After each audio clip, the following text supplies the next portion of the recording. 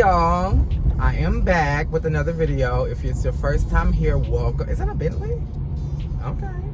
If it's your first time here, welcome. Look around, make yourself comfortable, look at the other videos, like, comment, share, subscribe. If you're returning, that is a Bentley, welcome back. I am leaving work now. I know I told y'all I was going to just park at the parking ride, and what the fuck? Why is everybody going but you, bitch? I told you I was gonna park at the parking ride and just ride the bus. But two things. Number one, I like to have a place to go for lunch other than the fucking break room.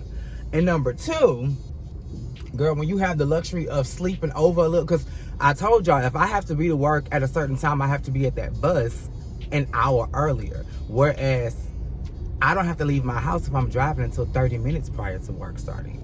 So that gives me a nice little chunk of time that I wouldn't have had I rode the bus. So whatever. So there's that. That's why I'm driving. What else I want to talk to y'all about before I get into my subject?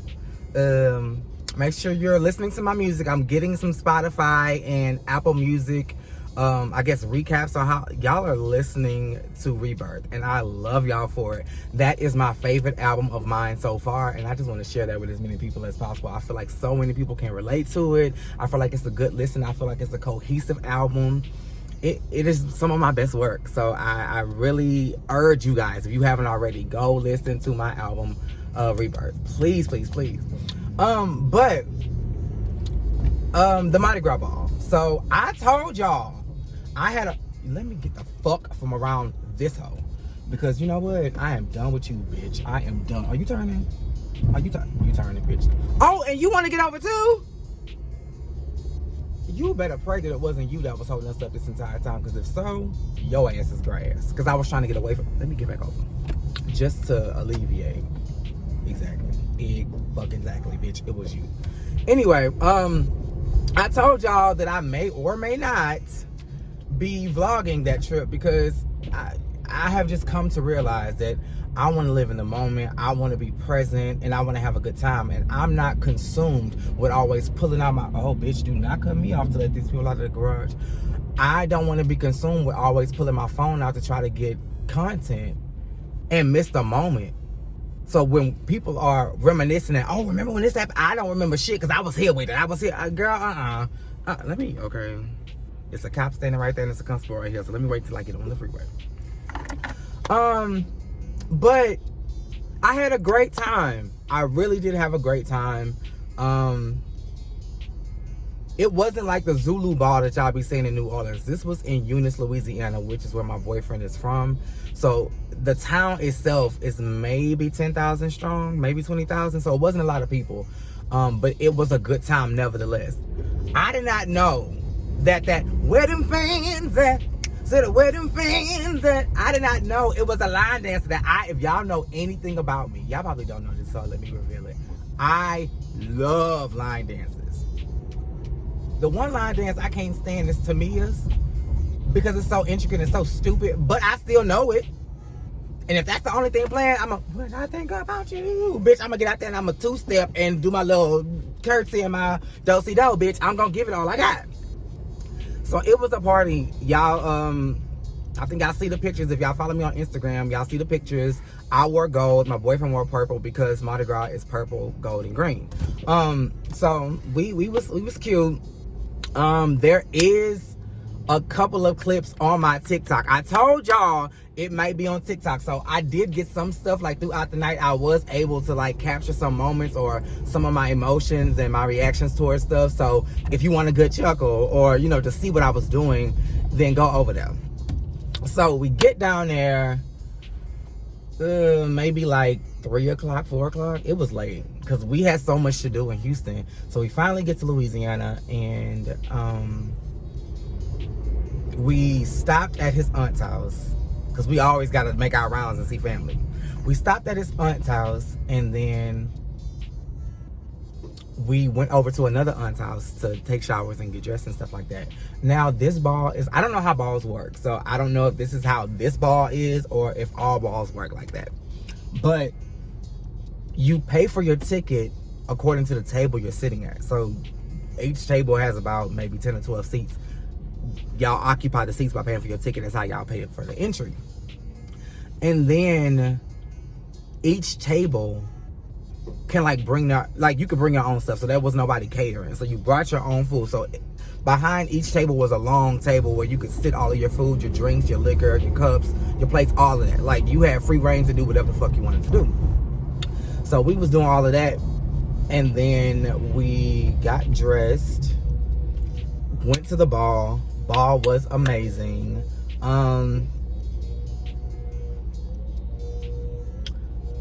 There's one thing I didn't understand, and I didn't care to ask anybody about it because I think it's just so dumb that I don't even want to know the answer. At some point throughout the ball, they were like introducing the court. I didn't know this was a homecoming dance. I didn't know there was a court to be announced or to be had. I didn't know any of that.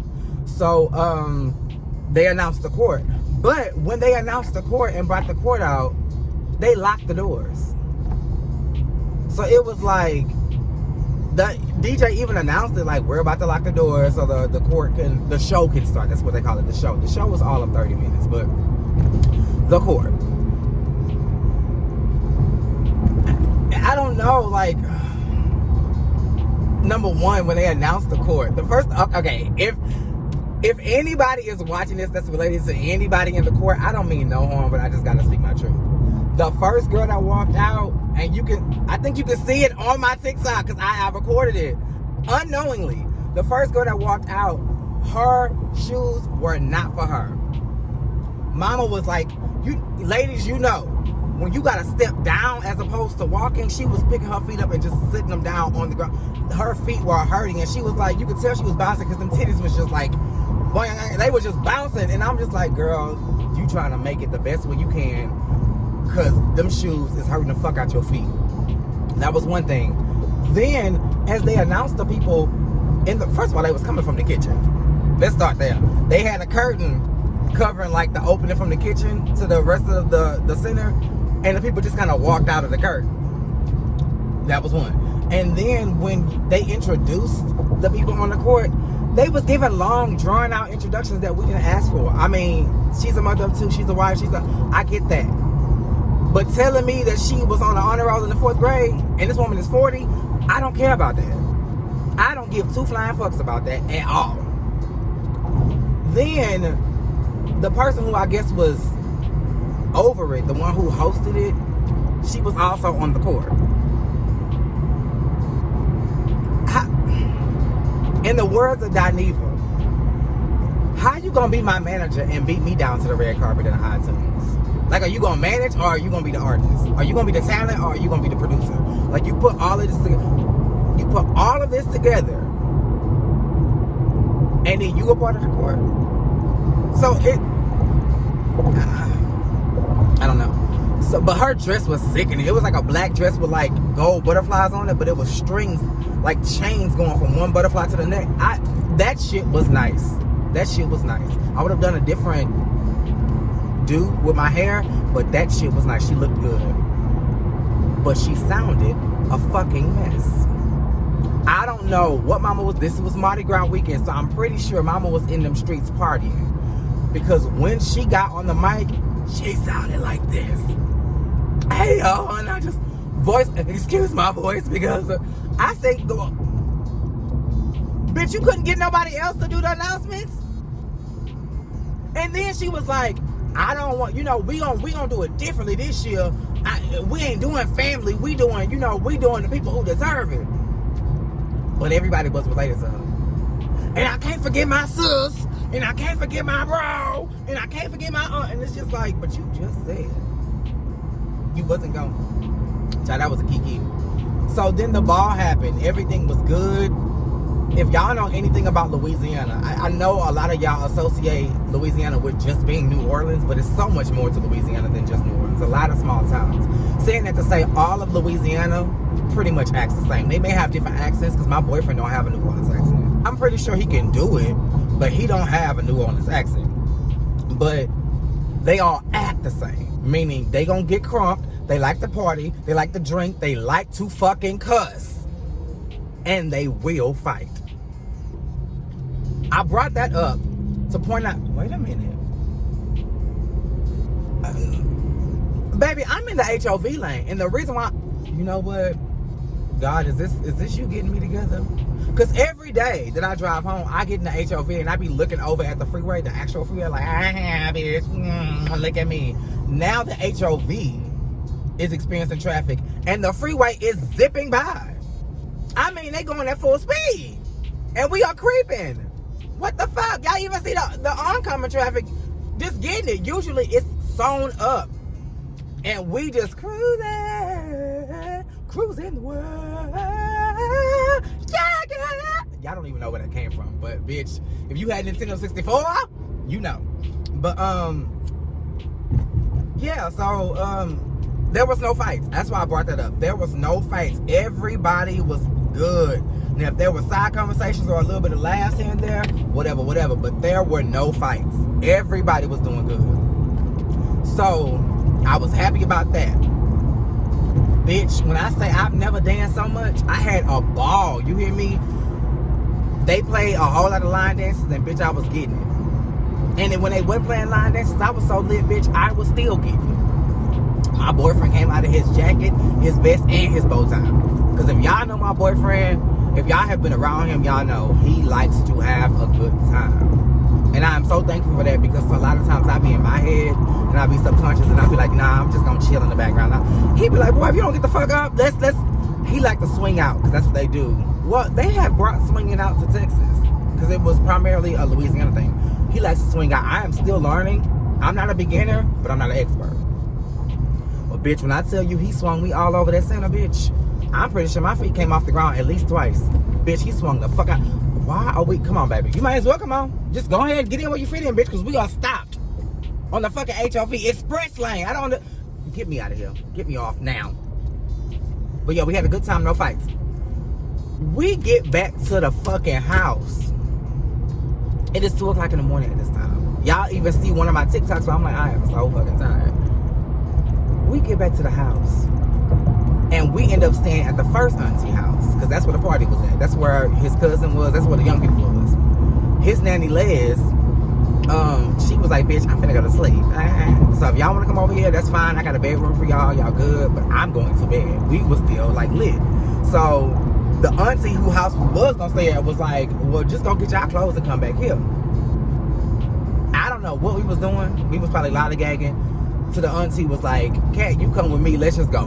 Let's go get your stuff. So we went and got our clothes. I go in the house. I go get me and my baby stuff. Child, me and that auntie got to talking. The auntie who took me to get the clothes. We got back to the house. She parked because we knee deep in conversation. This is around 3 o'clock. Do you know me and that auntie stayed in that car and talked until 7 a.m.? When we got out of that car, the sun was up. And the only reason why we stopped talking was because I was like, Auntie, Nanny, I gotta pee, you gotta pee. We've been sitting here holding our pee for 2 hours. Let's go. If we don't go now, it's gonna be Tuesday before we get up out of this car. Let's just go. And she was like, yeah, you're right, yeah, you're right. That was fun. But yeah, that was pretty much, we didn't stay for the carnival, not the carnival, but the parade.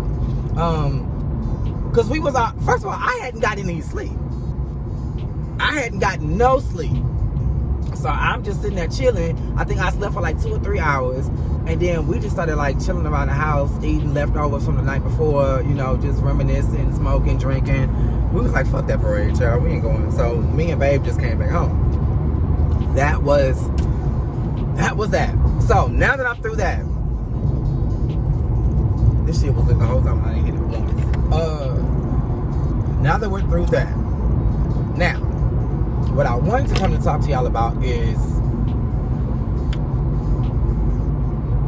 breaking the mold of who you think you are to be who you are meant to become. That's why the title of this video is Break Yourself. Y'all thought it was gonna be about something, you know, something else, but no, it's sit down, bitch. You need to learn a lesson.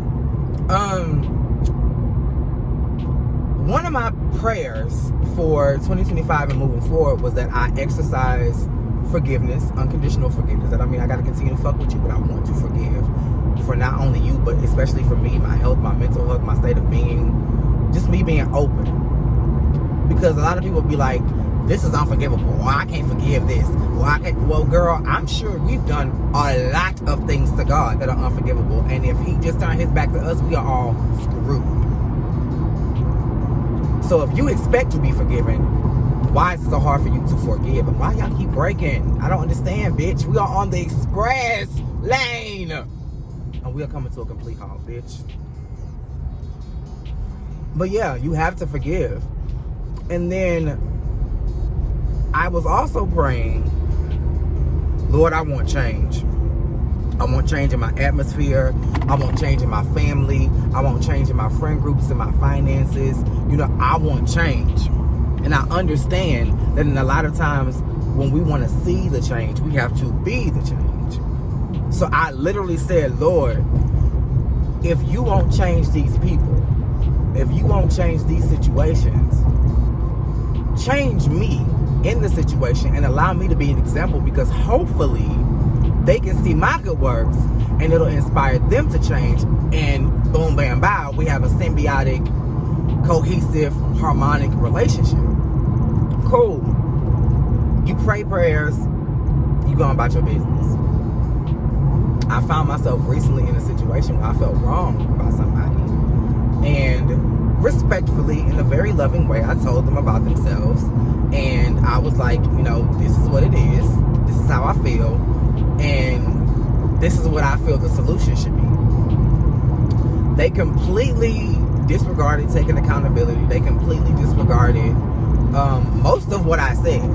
You know how when people are like looking for an argument, they pick out the pieces that are most offensive to them and they only respond to that like that's the only thing you said. And it's just like, I gave you a whole novel and you gonna pick out this one sentence to be offended by and respond to? Like, no ma'am. So I felt like until you can respond and take accountability, or at least acknowledge everything I said, I have nothing to say to you. Nothing. Because I told y'all I'm standing on business this year and I'm holding motherfuckers accountable. That's just what that is. So days have gone by. We have not spoken, and, you know, we had not spoken. And that's just what it was. But it just kept bugging me for some reason. So I'm looking up videos and podcasts on how to navigate unhealed trauma within, like, all types of relationships. Just how to navigate unhealed trauma between the both of us. Because I'm not perfect either. Cordell is far from perfect. No, Cordell is not perfect by far. But, yeah, I said, you know, I need to figure this out because it's just bugging me. So I need to come to some sort of understanding as to what I should do. Do I walk away and never look back, or do I fight for this or whatever? So I ran across this sermon about how to heal within a friendship, relationship, a situationship, whatever you're in, how to heal within it. And he was giving, so I had to like the video because I'm going to have to revisit it, because that man, it was a sermon and he was spitting knowledge. Like, he was really like giving nuggets. And I don't know if he said it or if the Holy Spirit just came to me, but I was at work, just working, a headphone in my ear, earpiece in my ear, earbud in my ear, and I'm just doing my work and glancing at the phone every now and again to, you know, just listening to it. And like a ton of bricks, y'all. It just hit me. And I know it was God, because it was asking me as if it were another entity. And what I heard was, why are you expecting them to do what you volunteered to do? Sometimes being the bigger person means doing shit you know you don't want to do. For the sake of making peace, apologize anyway. And I did. And we're good. Now, let me back up and state some clarity. Let me clarify. When I apologized, I was very clear. I apologized for the way I made you feel with my words. I meant what I said. But maybe I didn't convey it in a way that you could receive it. So you took offense. I don't know what your triggers are if you don't tell me. And even if I know, I'm not going to always consider them because I got better things to worry about. You know, like, I'm human. So I apologize for the way it was conveyed. But I also reiterated my point in a loving way. And I made sure to approach the situation with grace and with compassion. And it seems like that was all that was needed. And then in an effort to get the other person to accept their accountability, though I wasn't wrong in the situation that happened, that I spoke about, I know I've been wrong before. And maybe I didn't apologize. Or maybe I didn't make that right and you have been holding on to that bitterness for a long time. Maybe I've done a couple things that you just thought you could overlook and you couldn't. So now, when anything brushes you the wrong way with me, or anything triggers you, or I press a little button, you blow up on me. And I'm like, damn, it wasn't even that bad, but you still holding on to that over there. So now any problem with me is major because you have unhealed trauma that you already sitting on top of before I even offend you with this. You know, so I went down the line. I'm sorry for this, that, and the third. And if I did that, I'm sorry. I went.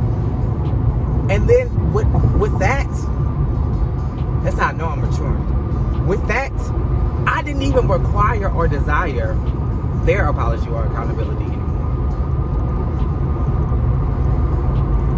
I didn't. I don't know how or why.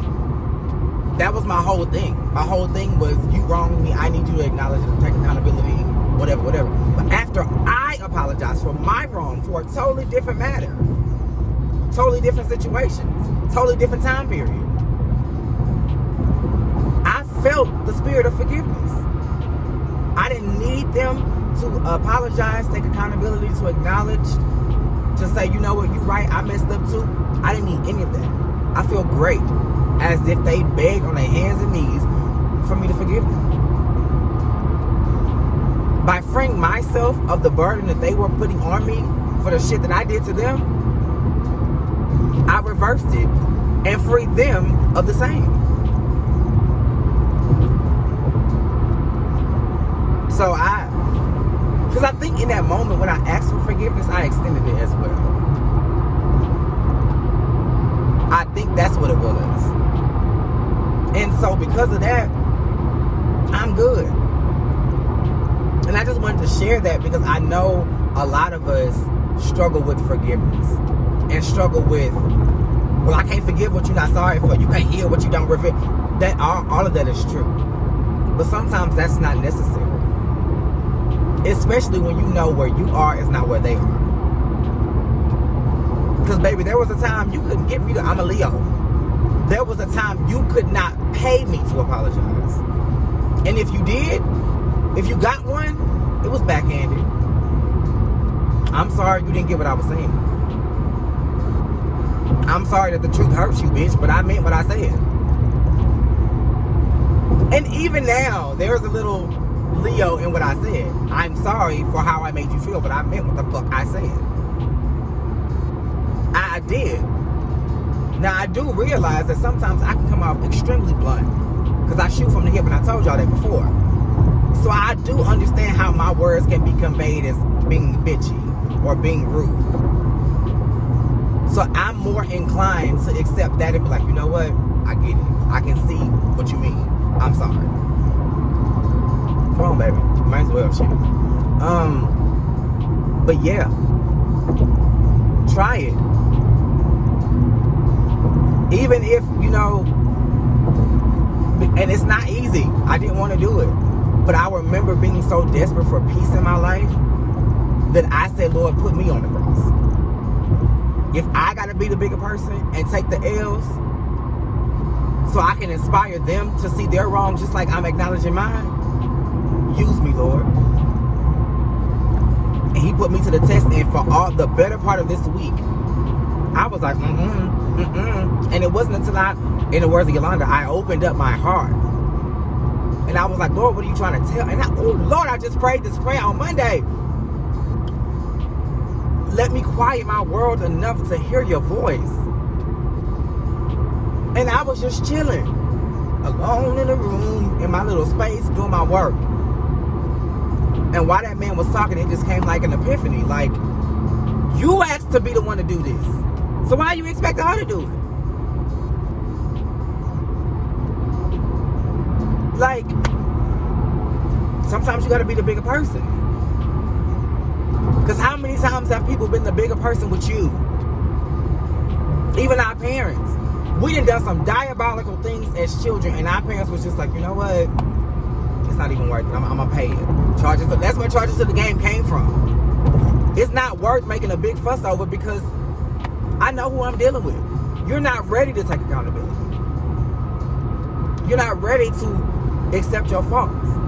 Because right now you're so broken, bruised, fractured, unhealed, traumatized, that instead of seeing your faults and admitting to that, you see that as an attack on you. Because that inner child is still wounded. And a lot of your wounds are still open because you haven't taken the time to heal. So everything feels like an attack. Anything contrary to positivity, it's any sort of criticism, any sort of correction, any sort of observation that is in contrast to what you think you should be doing or thinking or acting or behaving or is positive, you're gonna feel attacked. I was the same way. There were certain things that certain people could say to me and I would flip like a switch.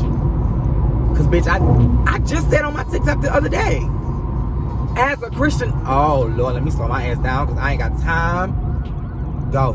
Just go. It's not that serious, bro. But whoever is in there, Lord, I pray it's okay. Or whoever they're headed to, I pray it's okay. But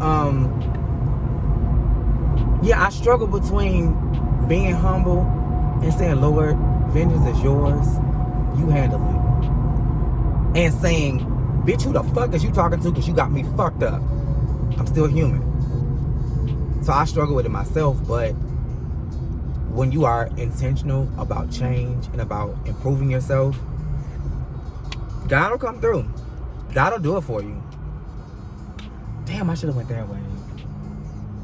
I'm out of reading. Fuck. But yeah, that's what it's about. And I just wanted to share that with y'all because y'all are on this journey with me. Y'all saw me get my car. Y'all see me walking through my changes.